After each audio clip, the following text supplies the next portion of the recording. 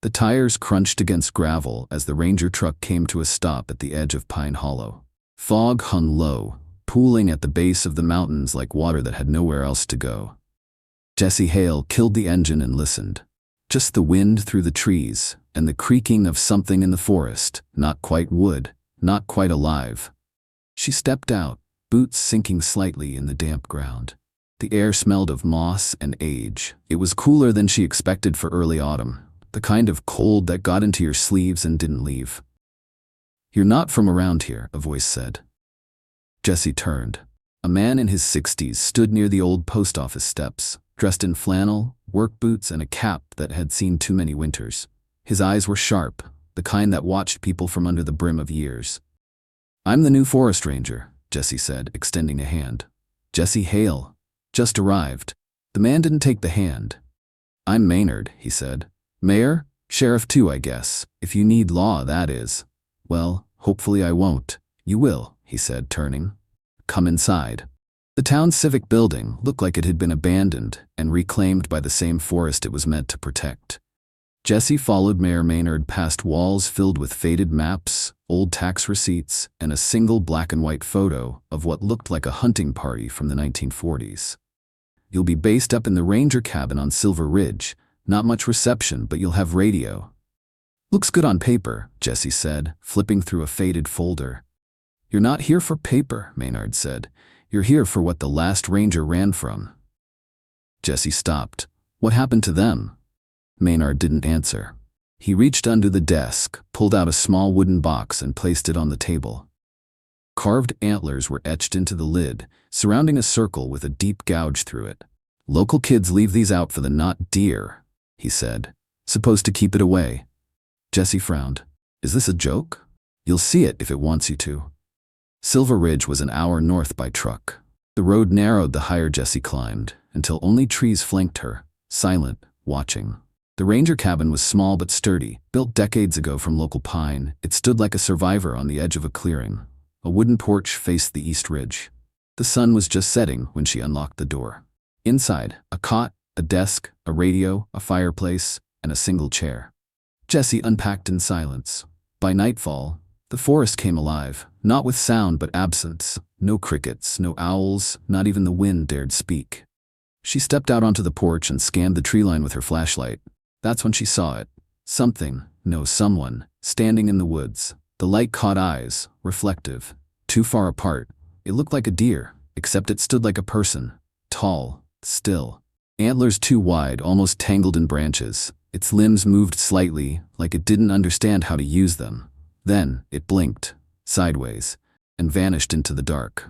Jesse didn't sleep that night. The next morning she hiked toward the ridge where she'd seen the figure. The forest felt off, trees angled strangely, roots warped. She found a print in the mud, like a deer hoof, but broken in the middle, splitting outward like fingers. That's when she heard rustling. "Hey!" A man stepped out, holding a hunting rifle, gray beard, lean frame. "You the new ranger?" Jesse nodded. "That obvious?" "Only one dumb enough to walk the ridge alone. I'm Eli Carter. I live down past the creek." He glanced at the trees. "You see it?" Jesse raised an eyebrow. "See what?" He didn't smile. "The one with the bones that don't bend, right?" Jesse hesitated. "You mean the not deer?" Eli's face darkened. "My sister Maggie saw it once, thought it was an elk, followed it into the woods. And she never came back." They walked in silence for a while. Eli led her to an old path overgrown with moss. At its end, a clearing with a long abandoned fire pit. "She used to come here all the time," he said. "After Mom died, it was the only place she said felt safe." Jesse looked around. On one tree, something was carved, a circle with antlers. "Was this hers?" "No," Eli said. "That's not something she carved. That's something it leaves." Jesse took out her phone, snapped a photo. "People say it looks like a deer," he said, "but not like any deer that should be walking. Its eyes, they don't reflect right, and it watches you." Jesse shivered. "Watches how?" "Like it knows your name." That night, back at the cabin, Jesse lit a fire and sat at the desk. She pulled out the wooden box the mayor gave her. Inside were two small objects, a deer antler tip and a child's shoelace, tied in a loose knot. Beneath them, a folded note. She opened it. Scrawled in fading ink were 3 words: "Don't follow it." The forest outside groaned. and in the distance she swore she heard laughter. A child's laugh echoing through the trees like wind through bones. The morning mist hadn't lifted from Silver Ridge. It clung low, like the forest was holding its breath. Jessie Hale sipped bitter coffee from a chipped enamel mug, the taste forgotten as her mind lingered on the sound from the night before. That laugh. Childlike, distant, but wrong in a way she couldn't put words to, like it had never belonged in a human mouth. She pocketed the strange wooden box again, tucked beneath her jacket. The image of the carved antlers and the warning. Don't follow it. She hadn't. But she hadn't stopped thinking about it either. Later that day, Jessie descended into Pine Hollow. She found herself drawn to a building near the edge of town. Faded sign above the door read, Archive, Folklore and Local History, maintained by Reverend Dalton Krieg. Inside, the air was thick with mildew and paper. Old shelves sagged with yellowed tomes, clippings, and worn leather journals. Dream catchers and bone charms hung from ceiling beams, swaying faintly in a draft that didn't exist. You're not one of ours, a voice croaked.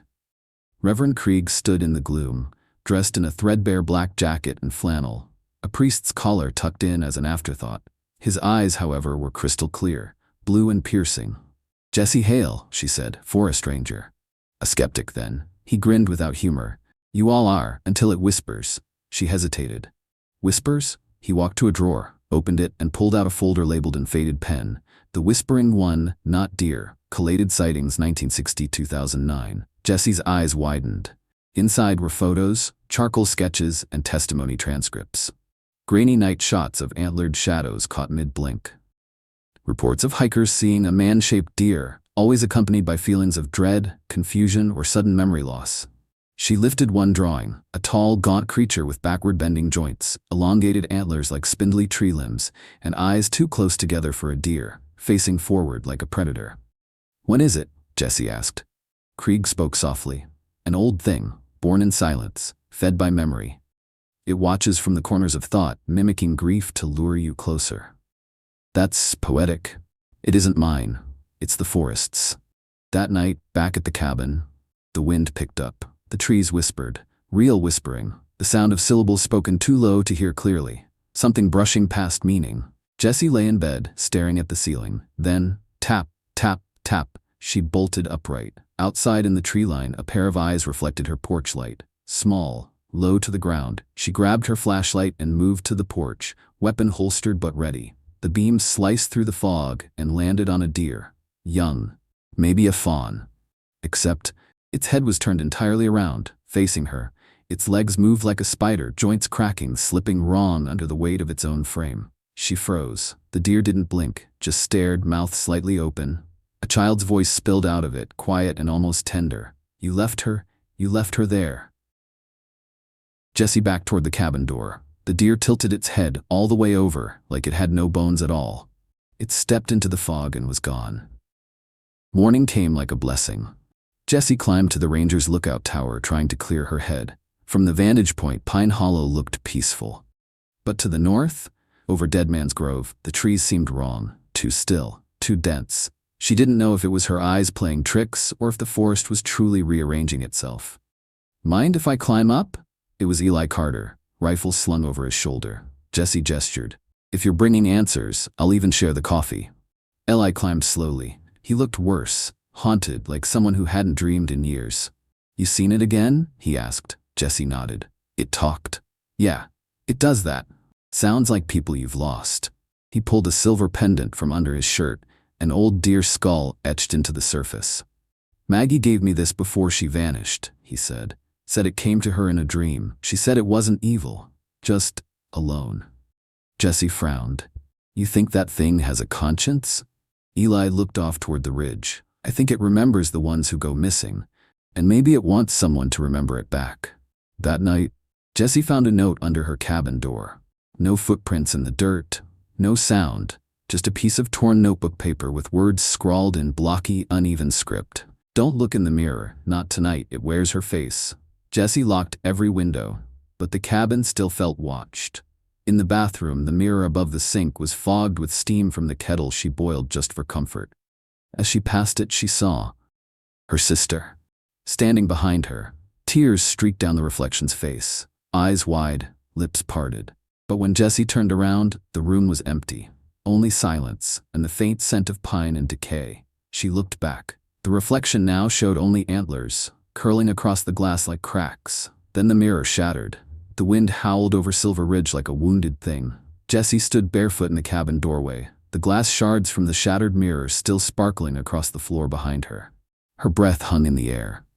Every instinct screamed for her to run, but to where? The forest didn't just surround her anymore. It had seeped into her thoughts, into her blood. She could still see the face in the mirror. Not quite her sister, Eva, something that wore her grief like a mask, eyes too deep, too knowing. It wasn't just mimicry, it was memory. In the morning, Jessie made the hike down the mountain, her boots heavy with dread. She didn't radio in, couldn't explain why. Maybe she already knew no one would answer. Instead, she followed the old trail Eli had mentioned the week before, a logging route that hadn't been used in decades, overgrown and crooked, leading to a cluster of old hunting cabins. She found cabin 3 marked with a rusted tin number above the door. The others had long since collapsed, their bones scattered by storms and time.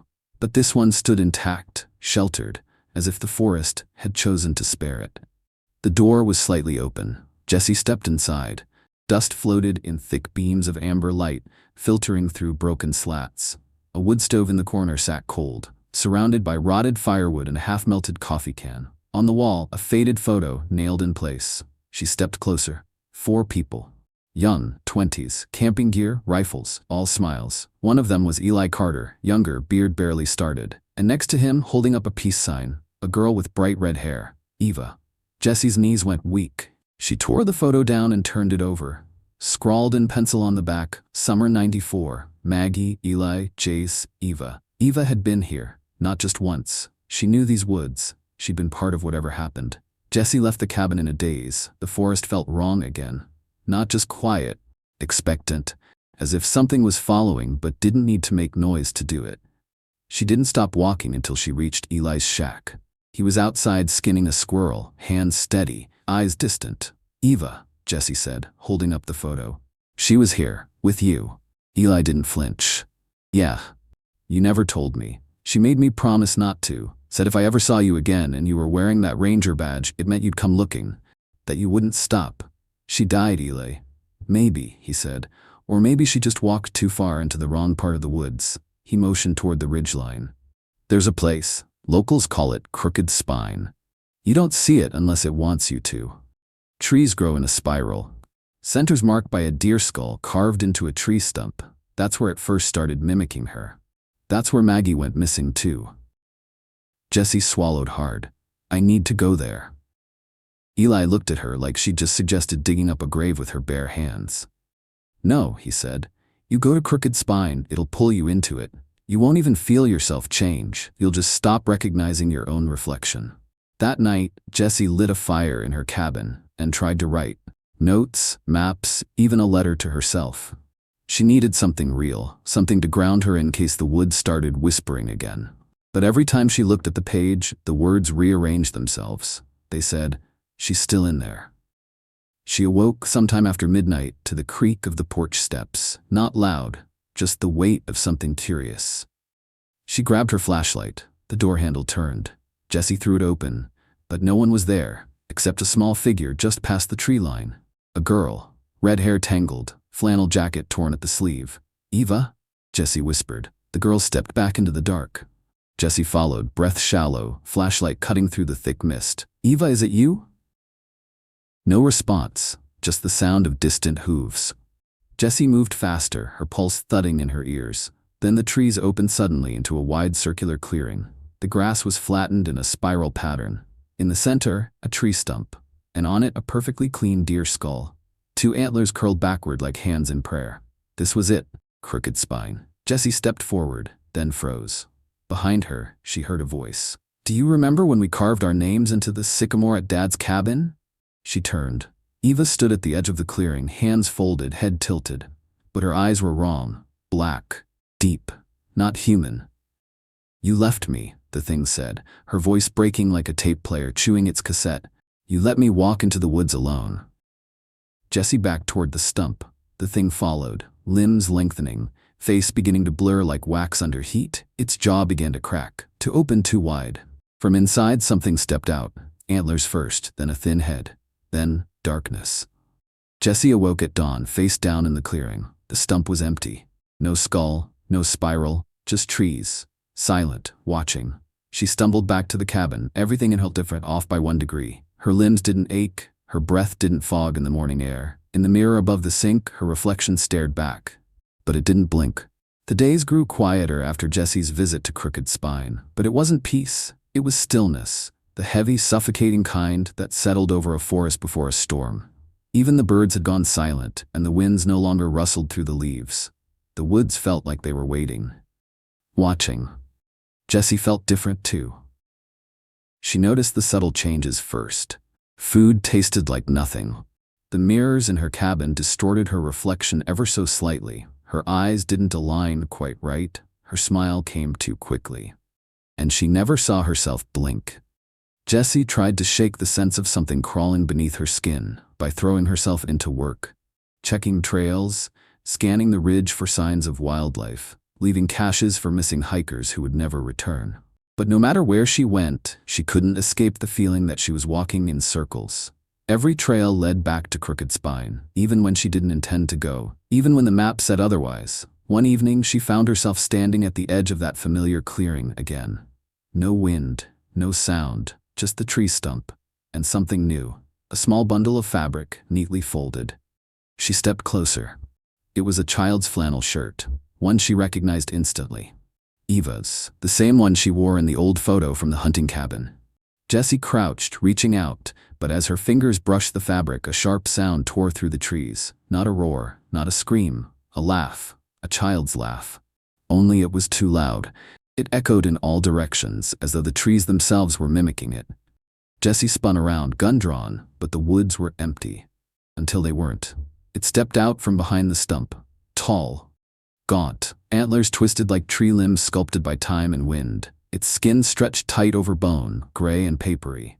And its face? No, not a face. Faces, shifting and overlapping like layers of wet leaves. Sometimes Eva, sometimes Maggie, sometimes Jessie herself. The thing cocked its head. When it spoke, the voices overlapped, layered like dozens speaking in unison. You came back. You always do. Jessie steadied her breath, her finger hovering near the trigger. What are you? It didn't answer. Instead, it reached out one long, knotted hand and touched her chest. The world shifted. Suddenly, Jessie was 11 again, running through the woods behind her childhood home. Eva just ahead, laughing, taunting her. Keep up, slowpoke. She tried to follow, but the trail twisted unnaturally. The trees closed in, shadows lengthened. The world warped into something wrong. She screamed, and the trees laughed back. The forest folded in on itself. Darkness. Then she was back, on the ground. Crooked Spine, the creature gone, but the voices lingered like static on her skin. She's still here, she remembers you. Back in town, Jessie broke. She burst into Reverend Krieg's archive with dirt-caked boots and panic in her eyes. I saw it, she told him. I spoke to it. Krieg sat her down, poured strong black tea into a cracked mug. It showed you memory, he said. It's what it feeds on, what it becomes. Jessie clutched the cup, trembling. Eva's alive, he nodded slowly. Parts of her may be, but not like you're thinking. She blinked. What do you mean? Krieg reached behind a shelf and pulled out a box of cassette tapes, old ranger logs, interviews and confessions. He loaded one into a dusty player. The tape clicked. A woman's voice, breathy, broken. Eva, I stayed too long. Thought I could understand it. Thought it was just trying to speak. It used my memories, Jess. It wore them like clothes. It wanted someone to feel what it felt. The voice cracked. It has no name, but it remembers everything. It mimics to survive, to hunt. I can't leave now. It's too deep. I've become part of it. The tape hissed. Tell her not to come looking. Don't let her find me. The tape ended. Jessie stared at Krieg. She recorded that? He shook his head. She never spoke a word when we brought her back. The tape showed up on my doorstep the morning after. No one knows who recorded it. Jessie stood slowly. Then, without another word, she left. That night, Jessie dreamed of the spiral grove. Eva was standing at the stump again. But she was different, older, worn. Her eyes sunken, lips cracked and trembling. Jessie, she whispered, you don't understand. I'm not me anymore. Then behind her, the antlered thing unfolded from the shadows, and Eva turned and walked into it, melded with it, like she belonged there. Jessie woke in a cold sweat. She understood now. The creature didn't just steal voices, it became the people it took. And Eva had given herself willingly. The forest changed after the dream. Jessie felt it the moment she stepped outside the next morning. The trees no longer swayed, they leaned closer toward her. And the silence? It wasn't silence anymore, it was breathing. She packed a small bag with essentials, her field radio, 2 loaded mags, Eva's flannel shirt, and a cassette recorder. She didn't tell Eli where she was going. He would try to stop her. Maybe he should have. But Jessie couldn't ignore it anymore. Eva wasn't dead, not entirely. And the creature, whatever it was, held the rest of her. The only way forward was inward.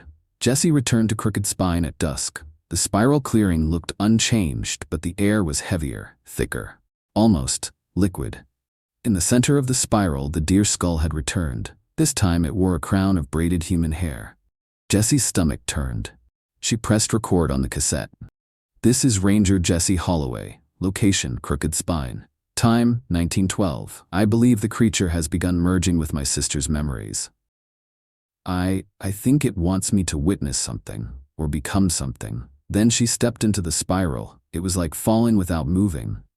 Each step bent the air, folding time in on itself. Light dimmed unnaturally, as though someone was dimming the sun with a dial. Then came the whispers. At first, faint. Eva's voice, laughing, then others. Dozens of voices overlapping, colliding. Maggie's soft lullaby. Eli's warning. Reverend Krieg's sermons. Jessie's own voice.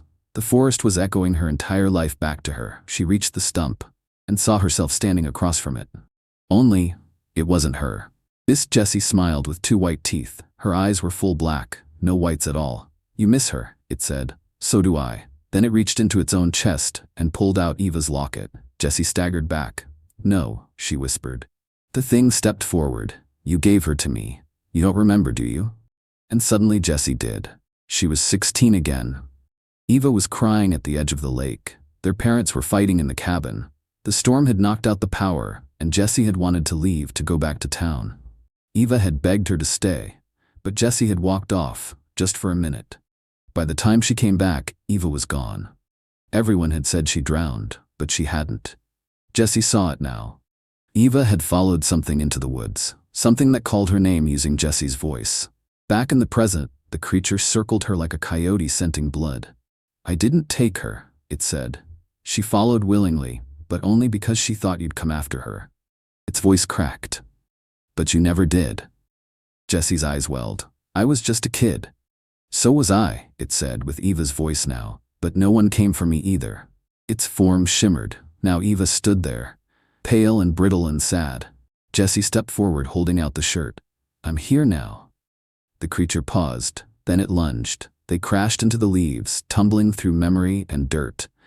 Antlers raked across Jessie's shoulder, drawing blood. She fired her sidearm once, twice, but the bullets passed through like smoke.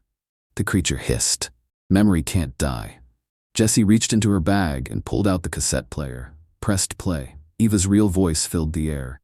It has no name, but it remembers everything. The creature screamed, its form fractured. Dozens of faces bloomed and burst across its body. Maggie, Eli's brother, even Eva again. Jessie screamed through tears. Let her go. The creature wailed and crumbled, and for a moment, Jessie saw Eva inside it. Just Eva. No antlers. No black eyes. Just her sister, smiling. I knew you'd come, she whispered. Then she stepped backward, into the spiral, and vanished. Jessie collapsed. The clearing returned to silence. No deer skull, no spiral, just trees. She hit stop on the recorder. She's gone now, she said softly, but not lost. I think she chose it. Back at the ranger station, Eli found her asleep at her desk, bruised, bloodied, but smiling faintly. He saw the cassette, still in her hand. He didn't ask what it said, he just sat beside her, watching the trees outside sway again. Normal, natural. But that night, as the wind howled through Silver Ridge, a voice whispered on the breeze. Jessie, and deep in the forest something watched. Something with eyes like hers. 2 weeks passed. The forest never returned to normal. The wind blew through Silver Ridge like it had forgotten how to whisper. The air stayed just a little colder. The pine needles didn't crunch the same beneath Jessie's boots. And at night, Something moved in the distance. Always in the distance. Jessie had stopped sleeping. Her dreams were no longer her own. She'd wake up to faint laughter or find mud on the floorboards with no footprints leading in or out. Her reflection in the bathroom mirror would sometimes blink before she did. She didn't tell Eli or Reverend Krieg. They wouldn't understand, because part of her now belonged to the forest. One evening, Jessie heard a knock on her cabin door. Not a hard knock, just deliberate. She opened it slowly, hand on her pistol. No one there, just a single object lying on her welcome mat, a pine cone, burnt at the tip, hollowed out, and inside it, teeth. Tiny, human teeth. Eva's? Jessie didn't know. She didn't want to know, but she took them inside and sealed them in a jar. Later that night, she climbed the fire watch tower overlooking the western ridge. There was only one working spotlight, and even it flickered, like the bulbs knew something wicked was watching. From up there, the forest looked like a breathing beast, trees undulating slightly in waves. She lifted her binoculars, and that's when she saw them. Figures. Dozens of them, all standing between the trees. Not moving, not blinking, all facing her. She yanked the scope away, breath shallow, but when she looked again, they were gone. She descended fast, boots slapping metal stairs, and radioed Eli. "I think it's back," she said, "or maybe it never left." He didn't hesitate. "Stay put, I'm on my way." But when he got there an hour later, she was gone. And the only thing left inside the fire watch was her recorder, still rolling. "I can hear them now, not just Eva. Others. All of them. Lost. Remembered. Forgotten. The woods are a graveyard of stories, and they don't want to be quiet anymore." Meanwhile, in the woods, Jessie followed a trail no one else could see, a trail carved in echo. She passed a grove of pine trees whose trunks had been stripped of bark in swirling patterns. Voices whispered names as she passed. Some she recognized, some she didn't, and some were hers. She reached the mouth of a cave, one not marked on any map. It opened like a yawn in the side of the mountain, deep and black. Jessie stepped inside. The cave pulsed with warmth despite the cold. The air was thick with sap and rot. She lit her lantern and descended. The deeper she went, the more the walls shimmered, not with crystals or moisture, but with something stranger. Skin.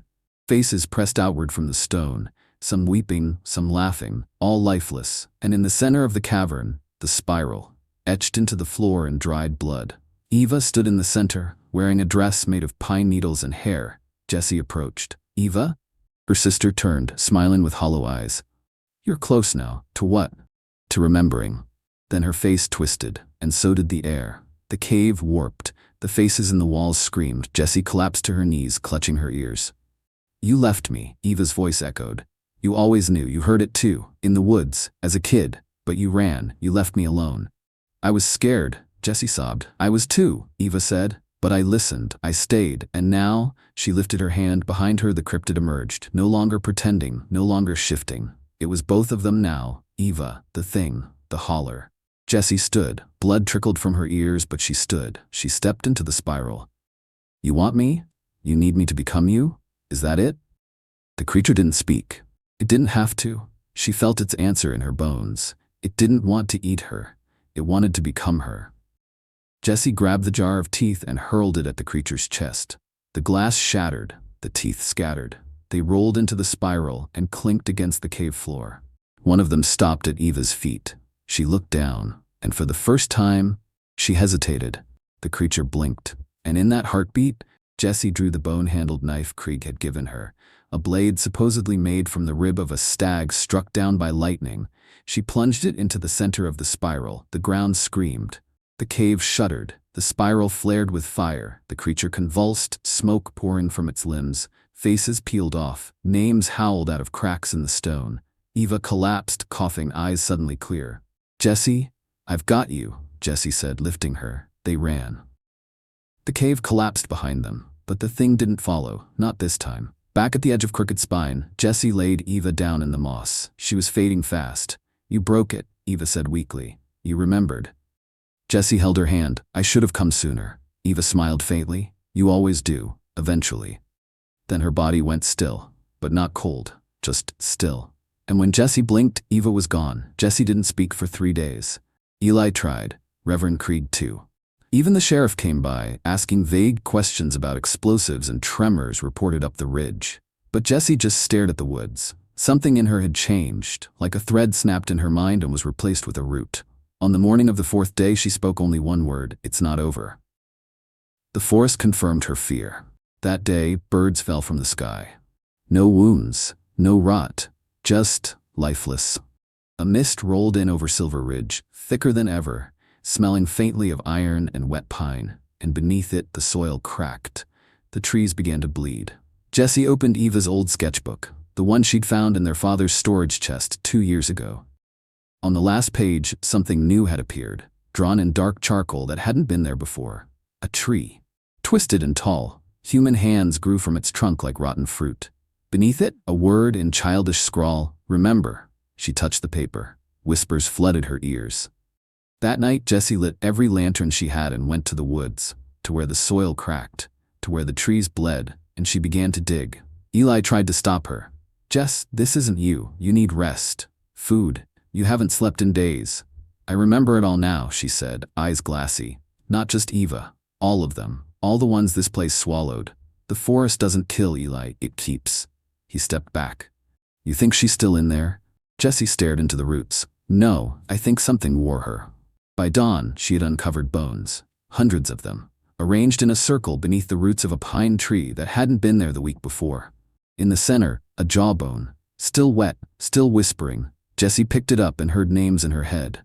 Silas Horn, Margaret Lowell, Caleb Black, Eva Holloway, then her own name.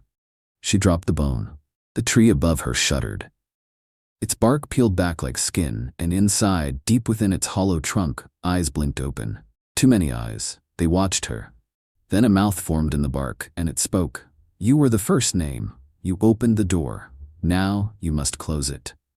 Jessie backed away, breath shallow. Eli pulled her away just as the tree cracked down the center, and from inside stepped a figure. Not Eva, not the creature. Something else. A tall, thin man in ranger gear, but his face was blank. Smooth skin where features should be. In place of a mouth, a spiral scar. In place of eyes, hollow sockets, dripping sap. Jessie knew him. Silas Horn. The man nodded and began to speak, but not with a voice, with wind. The branches around them twisted into words. "I was the first to listen, the first to dig. The forest gave me a name and then took it away. You are the last." Jessie drew the bone-handled knife again. Its edge glowed faintly in the mist. She stepped forward, heart pounding. "What do you want from me?" The wind answered, "To remember what must be forgotten." Then the ground split open. Roots reached upward, and they pulled Jessie down. She tumbled into the below, a place beneath the forest that was all memory. The roots weren't just trees, they were veins, feeding on moments, names, whispers. The air shimmered with flickering images, ghosts of lost hikers, children chasing lights, preachers screaming into the dirt, all of them connected. All of them watching Jessie. She stumbled into a clearing where Eva waited, but this time her body was formed of branches, and her face was Jessie's. "There was never just one of us," she said. "The holler makes more." Jessie wept. "This isn't real." Eva shook her head. "No, sis, it's too real. It's rooted in us, and now it wants out." From the dark behind the trees, many stepped forward, all versions of her, all wearing different lives. Jessie the firefighter, Jessie the mother, Jessie the corpse. They spoke in unison. "You split when she vanished. You grew where the forest fed." Jessie dropped to her knees, clutching her head. Voices screamed, but above it all, one voice rang clear. Eli's, from above the hole, calling her name. She gripped the knife and stabbed her own shadow. The forest screamed. Suddenly the below collapsed. The faces faded, the roots tore away. Jessie shot upward like breath surfacing from water, and landed in Eli's arms, gasping, soaked in mud and blood and pine needles. The tree behind her shrieked, then crumbled to ash, and the silence that followed was true silence. But in the jar back in her cabin, the teeth began to rattle. The forest rained ash for 2 straight days. Not snow, not soot, ash. It clung to windows, stuck to skin like second flesh. Animals vanished. The birds that hadn't died weeks ago now fell silent. And deep inside her cabin, Jessie sat cross-legged before the jar of teeth, watching them twitch. They no longer rolled, they pointed, always toward the woods. Eli didn't want her to go back. "We can leave," he said. "Just pack and drive, south, out of the mountains, never look back." Jessie shook her head. "There's no out. I carry it now. It knows my name." He slammed a fist on the table. Then let it have it. You said yourself, it feeds on memory. What if we just forget? Jessie looked at him, hollow-eyed. The forest doesn't let you forget. It waits for you to remember again. She returned to Reverend Krieg. The old man was weaker now, thinner. His left hand trembled constantly. Jessie told him about the below, about the spiral, about Eva, about the many versions of herself. Krieg didn't flinch. He just lit a pipe and said, "You saw it. All of it. So it means you're ready." Ready for what? The root. He led her to the church basement, far deeper than she'd ever imagined it went.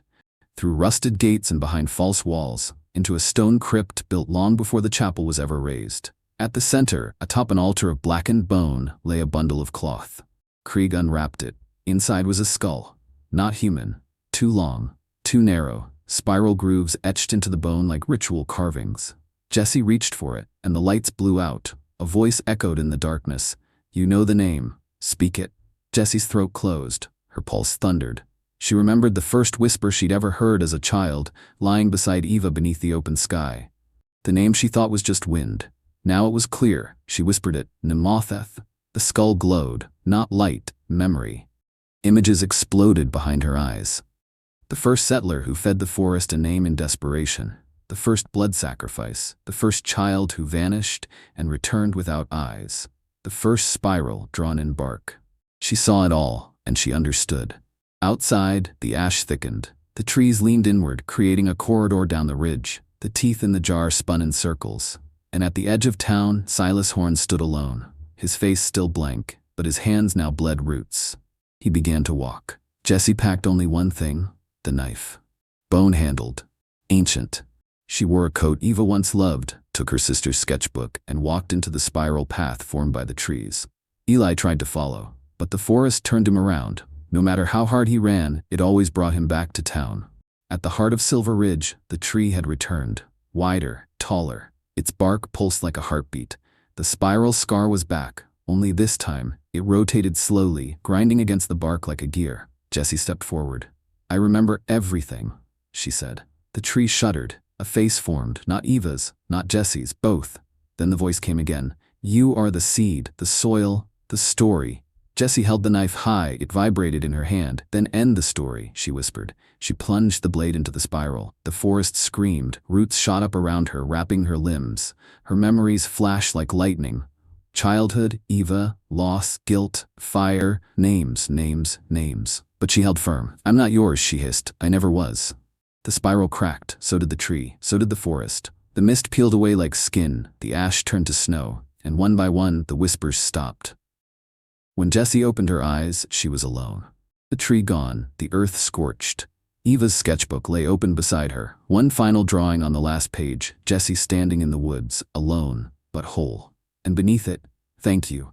She returned to town just before dawn. Eli met her at the edge of the tree line, breathless. "I thought I lost you," she smiled, tired, broken, but alive. "You almost did." That night, the wind blew without voices, and for the first time in years, the woods of Silver Ridge slept. The snow fell gently over Silver Ridge. Not ash, not soot, just snow. And for the first time in decades, the forest was quiet. No screams, no whispers, no names carried on the wind. But Jessie Holloway knew the silence couldn't last. Because the forest was never just trees, it was memory. And memory always comes back. Reverend Krieg died 3 days later, in his sleep. Peaceful, almost smiling, Jessie found a letter clutched in his hand, written in his crooked scrawl. "Every seed needs soil. Thank you for bleeding so we didn't have to. But the forest will root again. It always does." They buried him near the chapel. But no one returned to the grave. No one even spoke his name afterward. Because those who lived near the holler knew that saying a name too often gave it weight and roots. Jessie stayed on in her father's cabin. The sketches of Eva now hung on the walls, not as warnings, as memories. Eli moved to Asheville. He begged Jessie to come with him. "I can't," she said. "If I leave, I forget. If I forget, the forest remembers first." He didn't understand, not fully. But he kissed her forehead and left a spare key on her porch. "In case," he said. A month passed, then 2. And just as winter began to melt into spring, the wind began to hum. Jessie stood at the edge of the tree line again, knife at her hip, hair silvering too soon. The forest didn't speak this time. It sang. A low, wordless tune, a lullaby for the forgotten. She stepped forward and found a trail of teeth, not human, not animal, just old, laid out in a spiral leading deep into the trees. At the center she found a throne, woven from bark, bone, and shadow, empty, waiting, and beside it, etched into the soil, was the word crown. She understood then. The creature she destroyed wasn't the end, it was the keeper, the one that held the forest's memory in place. And with its death, the spiral sought a new keeper, someone born of roots, someone who remembered the names, someone who bled and still stood, someone like Jessie. She could walk away, burn the throne, salt the earth, try to live a life outside the holler. But she heard Eva's voice again, soft in her ear. If not you, who? So Jessie sat, not to surrender, to watch, to guard, to keep the names from taking root again. And when people came to hike or camp or carve hearts into trunks, she whispered warnings through the trees. Some listened, some didn't. Those who forgot never came back. Years passed. Children told stories of the hollow woman who watched the woods and whispered from between the trees. Some said she was a ghost, others a witch. But the smart ones left her offerings. Tiny sketches, bones, teeth, memory. One cold morning, a young girl wandered too far into the woods. She followed a fox into the mist and lost her way. She began to cry, until a voice, soft, warm, weathered, rose from the trees. "What's your name, honey?" The girl wiped her eyes. "Sarah." The voice hummed thoughtfully, then said, "Don't say it too loud, Sarah. Not here. Some names plant roots." The girl never forgot that voice. Years later, she'd become a writer, and her first book would be called Whisper of the Holler. And the forest? It waited, because that's what stories do.